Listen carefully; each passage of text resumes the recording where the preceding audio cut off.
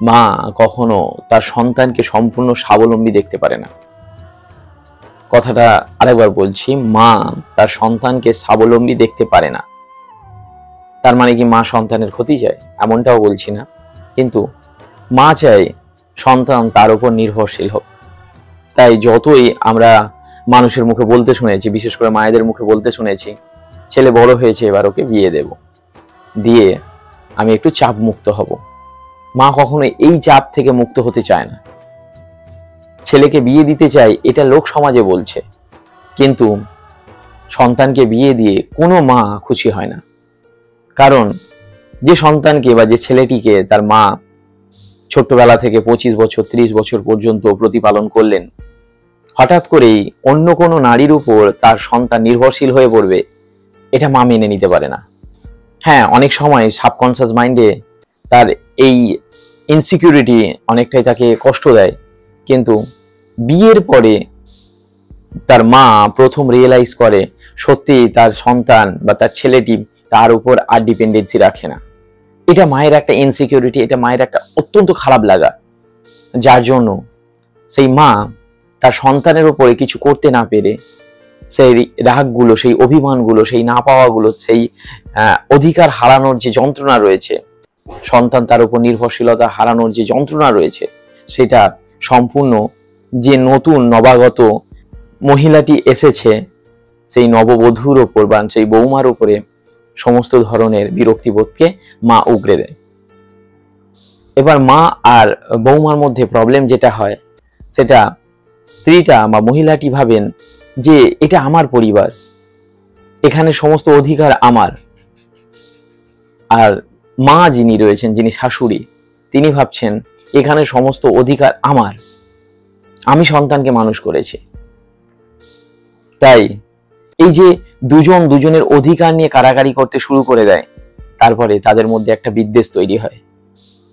যেখানে শিক্ষিত সমাবেশ রয়েছে, যেটা দুজনেই শিক্ষিত, শাশুড়ি কিংবা বৌমা, তাদের এই টানাপোড়েনটা, তাদের এই ভিতরের ইচ্ছাটা, তাদের সেই অধিকার হারানোর, একজনের অধিকার হারানোর, একজন অধিকারকে আঁকলে রাখার, বা দুজনেই যে অধিকারের লড়াইটা করে, সেটা শিক্ষিত সমাজে বোঝা যায় না, কিন্তু যেখানে শিক্ষার প্রভাব কম রয়েছে তারা প্রকাশ করে ফেলে। তারপরে একটা যুদ্ধ বা লড়াই এসে যায়। একটা মোদ্দা কথা আমাদের দুজনকেই মাথায় রাখতে হবে, বিশেষ করে মা এবং বৌমা। আমার ছোট মাথায় যেটা আসে সেটা হচ্ছে, দুজনের অধিকার সম্পূর্ণ আলাদা, কেউ কারোর অধিকার ছিনিয়ে নিই না, কিন্তু আমরা কি করি, আমরা নিজেদের অধিকারকে বুঝে নেবার জায়গাতে অন্যের অধিকারকে ছিনিয়ে নিচ্ছি। অর্থাৎ শাশুড়ি যদি বৌমার অধিকারকে, তার অধিকারকে পাইয়ে দেওয়ার চেষ্টা করে, তাহলে শাশুড়ির নিজের অধিকারটা ঠিক থাকবে। আবার বৌমা যদি শাশুড়ির অধিকারকে পাইয়ে দেওয়ার চেষ্টা করে, কেড়ে নেওয়ার নয়, তাহলে বৌমার অধিকারটা, বৌমার জায়গাটাও ঠিক থাকবে। আসলে দুটো মানুষই এই নতুন যে পদ রয়েছে, নতুন যে তার চেয়ার রয়েছে, নতুন যে তার একটা অ্যাক্টিং রয়েছে, নতুন পদে তাকে কিভাবে চলতে হবে, দুজনেই নতুন। এর আগে শাশুড়ি হওয়ার অভিজ্ঞতা নেই, এবং এর আগে বৌমার বৌমা হওয়ার অভিজ্ঞতা নেই, যার ফলে প্রবলেমটা যেখানে গিয়ে দাঁড়ায় সেটা হচ্ছে দুজনেই আনকোরা, দুজনেই অনভিজ্ঞ। তাই একে অপরকে সময় দিতে হবে। আর সব থেকে বড় কথা যেটা আমরা ভুল করে থাকি, সেটা হচ্ছে মা কি করে, তার সন্তানকে যে ভালোবাসা দেয়, তার মেয়েকে যে ভালোবাসা দেয়, সেই সন্তানের ভালোবাসা বা মেয়ের ভালোবাসা তার বৌমাকে দিতে পারে না।